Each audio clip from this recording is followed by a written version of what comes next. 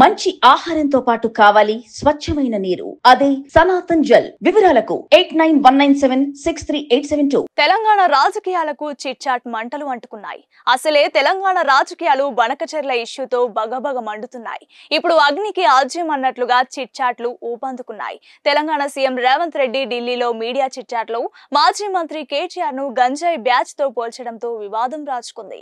కేటీఆర్ చుట్టూ ఉండే వాళ్ళు డ్రగ్స్ తీసుకుంటున్నారని, అతని మాటలను పట్టించుకోవాల్సిన అవసరం లేదంటూ సీఎం రేవంత్ రెడ్డి వ్యాఖ్యానించడం దుమారం రేపింది. మరోవైపు రేవంత్ రెడ్డి చిట్చాట్ మాటలపై బీఆర్ఎస్ మండిపడింది.